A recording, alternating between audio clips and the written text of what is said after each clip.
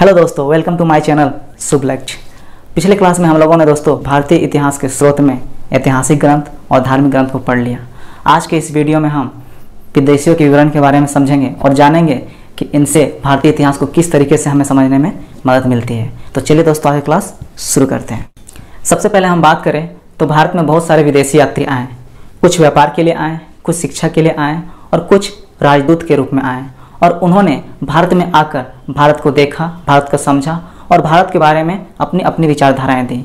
तो आज हम उन्हीं विदेश यात्रियों के बारे में बात करेंगे जो भारत में आए और भारत में आकर अपनी अपनी विचारधाराएं दी। तो सबसे पहले हम बात करें तो हम विदेश यात्रियों को 4 कैटेगरी में पढ़ेंगे ताकि हम इसे आसानी से याद रख सकें, आसानी से समझ सकें। तो सबसे पहले हम बात करें तो सबसे पहले हम यूनानी रोमन लेखक की बात करेंगे, ग्रीक रोमन राइटर की। उसके बाद हम चिंग चांग चुंग यानी कि चीनी लेखक, चाइनीज राइटर की बात करेंगे।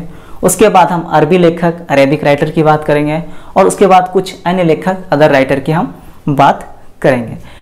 चलिए अब हम बात करते हैं यूनानी रोमन लेखक की, ग्रीक रोमन राइटर की। तो यूनानी रोमन लेखक की बात करें तो इनमें कुछ बड़े नाम देखने को मिलते हैं।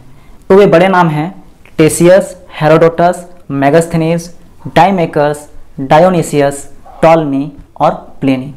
इनसे कई बार सवाल बनते हैं कि इनमें से कौन यूनानी रोमन लेखक है और आपको इन्हीं ऑप्शन में से कोई एक ऑप्शन देखने को मिल जाएगा। अब आगे हम इनके बारे में थोड़ी डिटेल से बात करते हैं। सबसे पहले हम बात करें टेसियस की।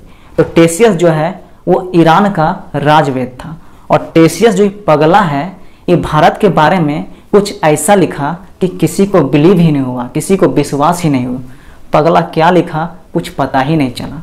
अब आगे हम बात करें हेरोडोटस की। तो हेरोडोटस इतिहास में बहुत बड़ा नाम है। हेरोडोटस बहुत बड़ा नाम इसलिए भी है क्योंकि हेरोडोटस ही वह पहला व्यक्ति था जिसने घटनाओं को क्रमानुसार विवरण करना शुरू किया, घटनाओं को सिस्टमैटिक तरीके से बताना शुरू किया। और हम जानते हैं कि घटनाओं के क्रमानुसार विवरण को ही इतिहास कहते हैं, इसलिए हम हेरोडोटस को इतिहास का पिता कहते हैं। हेरोडोटस को फादर ऑफ हिस्ट्री कहा जाता है। बात करें हेरोडोटस की तो इसने एक बहुत महत्वपूर्ण किताब लिखी जिसका नाम था हिस्टोरिका। तो हेरोडोटस से मुख्यतः 2 सवाल बनते हैं। पहला कि फादर ऑफ हिस्ट्री किसे कहा जाता है, तो हेरोडोटस को कहा जाता है। और हिस्टोरिका नामक किताब किसने लिखी, तो हेरोडोटस ने लिखी। अब आगे हम मेगास्थनीज की बात करते हैं। मेगास्थनीज की बात करें तो मेगास्थनीज सेल्यूकस निकेटर का राजदूत था। अब सवाल ये उठता है कि सेल्यूकस निकेटर कौन था। तो सेल्यूकस निकेटर महान सम्राट सिकंदर का सेनापति था और सिकंदर के मृत्यु के बाद सेल्यूकस निकेटर बेबीलोन का शासक बन गया। बेबीलोन का शासक बनने के बाद इसने भारत के आसपास के एरिया को युद्ध के जरिए जीत लिया और अब इसकी नज़र भारत की ओर थी। उस समय भारत का जो शासक था वो चंद्रगुप्त मौर्य था। तो सेल्यूकस निकेटर सोचा कि अब हम भारत को जीतेंगे और उसने चंद्रगुप्त मौर्य से युद्ध करने का फैसला लिया। जब सेल्यूकस निकेटर चंद्रगुप्त मौर्य से युद्ध करने आया तो चंद्रगुप्त मौर्य ने सेल्यूकस निकेटर को पूरा मार पीट के पूरा थूर दिया, पूरा कुच दिया उसको और ओकरे बेटी से शादी करके पूरा ससुर बना लिया और बोला, ससुर जी जितना भारत के आसपास एरिया को लिए हैं ना, जीते हैं, वो सब हमको चुपचाप से दीजिए और आप चलिए निकलिए बेबीलोन। आप बुढ़ा गए हैं, जाइए बेबीलोन में जाके रेस्ट कीजिए, सोइए, जाइए आराम कीजिए, हो गया। अब हम शासन चलाएंगे और आपकी बेटी को हम संभालेंगे, समझे ससुर जी। तो क्या किया सेल्यूकस निकेटर, आसपास के एरिया को चंद्रगुप्त मौर्य को दे दिया और अपने चला गया बेबीलोन। अब आगे बात करें तो एक समय की बात है, सेल्यूकस निकेटर अपने दरबार में एकदम बैठा हुआ था, एकदम आराम से सिंहासन पर एकदम बैठा था। वो अपने राजदूत को बुलाया मेगास्थनीज को, ए बाबू मेगास्थनीज, ए बाबू इधर इधर इधर इधर इधर। मेगास्थनीज दौड़े दौड़े आया, दौड़े दौड़े, जी महाराज, जी महाराज, जी महाराज, बोलिए महाराज बोलिए। मेगास्थनीज बाबू एक काम करो ना, जाओ थोड़ा भारत, वो चंद्रगुप्त मौर्य के पास, मेरे दामाद जी के पास, और थोड़ा बेटी का भी थोड़ा जाओ वहाँ देख लेना थोड़ा सा कि कहीं चंद्रगुप्त मौर्य मेरा बेटी को पूरा मार पीट के कुछ कस के थूर तो नहीं ना दिया है, मुँह कान फुला के सुझा तो नहीं ना दिया है। तो थोड़ा सा जाके देख लो, थोड़ा जाओ वहाँ से इन्फॉर्मेशन लेके आओ, जाओ थोड़ा। तो बोले जी महाराज, जी महाराज, जा रहे जा रहे। अब क्या किया मेगास्थनीज, मेगास्थनीज अब भारत की ओर आया। भारत आया, मिला चंद्रगुप्त मौर्य से मिला, उसके बाद रानी से मिला, देखा रानी को पूरा गौर से देखा, एकदम लिपस्टिक वगैरह ठीक है, एकदम पोतल पातल है, एकदम ठीक है, एकदम पाउडर क्रीम पूरा ठीक ठाक एकदम मस्त एकदम लग रही है। उसके बाद पूरा गौर किया, एकदम दाएं बाएं पूरा देखा एकदम कि कहीं थुराने वराने का नुकसान तो नहीं ना है, मुँह कान एकदम पिचकल उचकल तो नहीं ना है। तो देखा नहीं सब सही है, मतलब नहीं थुराई है। तो मेगास्थनीज को समझ में आ गया कि नहीं थुराई है, सेल्यूकस निकेटर की बेटी नहीं थुराई है। अब मेगास्थनीज भारत आया तो सोचा कि जब हम भारत आए तो थोड़ा सा भारत घूम लेते हैं, यहाँ की संस्कृति को जान लेते हैं। तो मेगास्थनीज रुक गया और पूरा भारत का भ्रमण करने में लग गया कि चंद्रगुप्त मौर्य के शासनकाल में क्या क्या होता है, कैसे क्या है।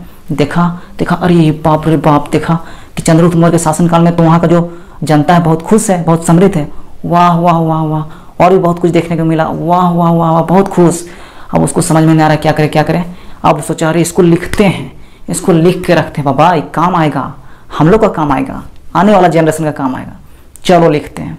तो उसने लिखा और लिखते गया, जो जो देखा भारत में सब लिखा। मौर्य काल में जो जो घटनाएं देखा, अच्छा बुरा, हर तरह के बात को उसने लिखा और लिख के एक किताब का निर्माण कर दिया।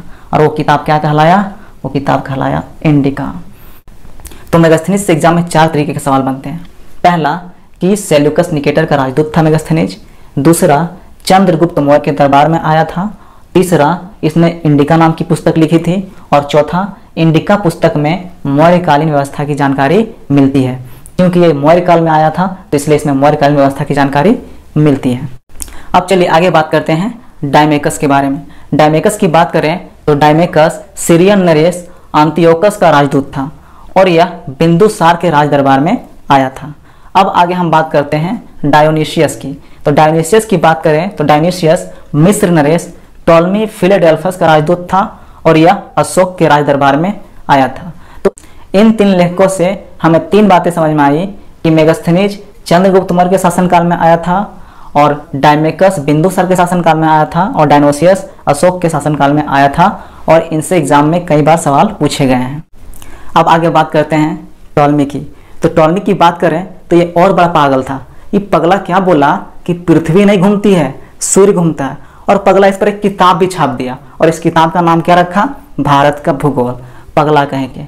टॉलमी चाचा सुन रहे हैं? टॉलमी चाचा जहां भी है सुन लीजिए, पृथ्वी घूमती है, सूर्य नहीं घूमता है, समझें। अब आगे बात करते हैं प्लिनी की। तो प्लिनी की बात करें तो प्लिनी ने एक बुक लिखा नेचुरल हिस्ट्री, और इस बुक में भारतीय जीवों और भारतीय वनस्पतियों की बात की गई है। ये बुक इसलिए इंपॉर्टेंट हो जाता है क्योंकि इसमें जो बात की गई है भारतीय वनस्पति और जीवों की, वो पहला ऐसा बुक है जिसमें इसकी चर्चा की गई। अब आगे एक और इम्पोर्टेंट बुक की बात करते हैं जो है Periplus of the Erythraean. Periplus of the Erythraean की बात करें तो इसके खानदान का कोई पता ही नहीं, ना इसका माँ का पता है ना इसके बाप का पता है। क्या हुआ, इसमें जो लेखक था पगला इतना बड़ा किताब छाप दिया लेकिन अपने बारे में जानकारी ही नहीं दिया। महापागल था, लगता है शिव जी का प्रसाद खा के इस किताब को लिखा था। और आजकल क्या होता है, आजकल का किताब जो छपता है, इतनी को किताब छपता है और उसमें बड़ा बड़ा राइटर का नाम लिखा रहता है, फलना आदमी। और ये इतना बड़ा किताब छाप दिया, world famous Periplus of the Erythraean sea, और पगला अपने बारे में कोई जानकारी दिया ही नहीं। अब आगे बात करें इस किताब में, तो इस किताब में हमें जानकारी मिलती है 80 ईस्वी के भारतीय बंदरगाहों की जानकारी मिलती है। इस किताब से और इसकी जानकारी जो मिलती है इसको हम लिंक कर सकते हैं क्योंकि इसमें जो लिखा हुआ है पेरिप्लस ऑफ द एरिथियन सी मतलब समुद्र, और इसमें जानकारी मिलती है बंदरगाहों के बारे में, भारतीय बंदरगाहों के बारे में। तो हम लोग समुद्र से बंदरगाहों को लिंक कर सकते हैं, तो हम आसानी से याद रख सकते हैं कि इसमें भारतीय बंदरगाहों की जानकारी मिलती है। अब आगे चाइनीज राइटर की बात करें तो चाइनीज राइटर में हमें 4 बड़े नाम देखने को मिलते हैं। पहला है फाहियान, दूसरा है संगयून, तीसरा है हुएनसांग और चौथा है इत्सिंग। अब हम लोग इनके बारे में डिटेल्स में पढ़ेंगे। सबसे पहले हम बात करें फाहियान, तो फाहियान जो है गुप्त काल के राजा चंद्रगुप्त द्वितीय के शासनकाल में आया था। फाहियान ने फुगोजी नामक किताब लिखी थी। फुगोजी को हम आसानी से याद रख सकते हैं, एफ से फाहियान, एफ से फुगोजी, और फुगोजी को ही बौद्ध राज्यों का अभिलेख भी कहा जाता है। फुगोजी से हमें गुप्त काल की जानकारी मिलती है, क्योंकि जो फाहियान है वो गुप्त काल में आया था, तो जाहिर सी बात है उसके लिखी किताब में हमें गुप्त काल की जानकारी मिलेगी। विशेषकर मध्य प्रदेश की जानकारी मिलती है, मध्य प्रदेश की समाज और संस्कृति की जानकारी मिलती है, और इसमें यह भी बताया गया है कि मध्य प्रदेश की जो जनता है बहुत ही खुशहाल और बहुत ही समृद्ध थी। अब आगे बात करें संगयून की, तो संगयून 518 ईस्वी में भारत आया और यह 3 सालों तक भारत में रहा, और यह भारत में रहकर बौद्ध धर्म की जानकारियां हासिल की। अब आगे हुएनसांग की बात करें तो हुएनसांग 629 ईस्वी में भारत आया था और 645 ईस्वी तक भारत में रहा, लगभग 15 सालों तक भारत में रहा, और ह्वेनसांग हर्षवर्धन के शासनकाल में भारत आया था।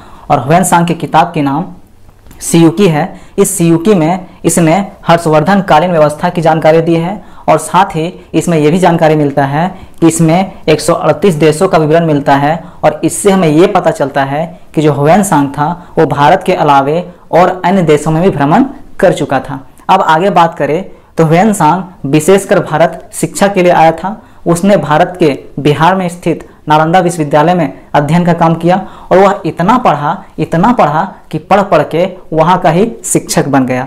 और उस समय नालंदा विश्वविद्यालय का जो कुलपति थे वो थे आचार्य शीलभद्र। अब अगला चीनी यात्री की बात करें तो अगला है इत्सिंग। इत्सिंग की बात करें तो इत्सिंग एक चीनी यात्री होने के साथ साथ एक ट्रांसलेटर भी था। इत्सिंग 7वीं सदी में भारत आया था और इत्सिंग अपने समय के भारत की जानकारी हमें देता है, अपने समय के नालंदा और विक्रमशिला विश्वविद्यालय की जानकारी देता है। कई बार यहाँ से सवाल बनते हैं कि चीनी यात्री के भारत आने के क्रम को बताइए। तो सबसे पहले बात करें तो चीनी यात्री में सबसे पहले भारत फाहियान आया था, उसके बाद संगयून आया था, उसके बाद ह्वेनसांग आया था, उसके बाद इत्सिंग आया था। अब आगे हम अरेबिक राइटर की बात करते हैं। अरेबिक राइटर की बात करें तो इनमें 2 बड़े नाम देखने को मिलते हैं। पहला नाम है अल-बरूनी और दूसरा नाम है इब्न बतूता। अब हम बात करते हैं अल-बरूनी की। तो अल-बरूनी की बात करें तो अल-बरूनी महमूद गजनवी के साथ भारत आया था और जब अल-बरूनी भारत आया था तो उस टाइम राजपूताना लोगों की शासन व्यवस्था भारत में देखने को मिलती थी।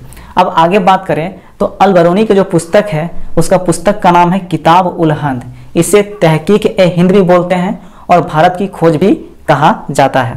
अब इसके किताब की भाषा की बात करें तो जाहिर सी बात है अल-बरूनी एक अरबी लेखक है तो इसके किताब की भाषा अरबी होगी और इसका किताब 80 चैप्टर्स में बटा हुआ है, 80 अध्याय में बटा हुआ है। इसके किताब से हमें किस चीज़ की जानकारी मिलती है तो इसके किताब से हमें धर्म की, दर्शन की, त्यौहार की, खगोल विज्ञान की, समाज की, तंत्र मंत्र की जानकारी मिलती है और साथ ही हमें किस चीज़ की जानकारी मिलती है तो चूंकि अल-बरूनी जब भारत आया था उस समय भारत में राजपूताना लोगों की शासन व्यवस्था थी तो हमें उसके किताब में राजपूत कालीन राजनीतिक और सामाजिक स्थिति की जानकारियाँ मिलती है। अब अगले अरेबिक राइटर की बात करें तो अगला है इब्न बतूता। इब्न बतूता की बात करें तो इब्न बतूता एक मोरक्को यात्री थे और ये मोहम्मद बिन तुगलक के शासनकाल में भारत आए थे। इनके पुस्तक की बात करें तो इनके पुस्तक का नाम रिहला है जो अरबी भाषा में लिखी हुई है। अब जाहिर सी बात है कि जो इब्न बतूता है ये अरबी लेखक हैं तो इनकी किताब भी अरबी भाषा में लिखी हुई है। अब आगे बात करें तो इस पुस्तक में हमें किन किन चीज़ों की जानकारी मिलती है तो इन पुस्तक में हमें पहला तो 14वीं सदी के भारतीय परिस्थितियों की जानकारी मिलती है और दूसरा दिल्ली सल्तनत की जानकारी मिलती है। बात करें जो इब्न बतूता है वो मोहम्मद बिन तुगलक के शासनकाल में आया। तुगलक किस डायनेस्टी से है तो तुगलक वंश से है। तुगलक वंश किसके अंतर्गत आता है तो तुगलक वंश दिल्ली सल्तनत के अंदर आता है।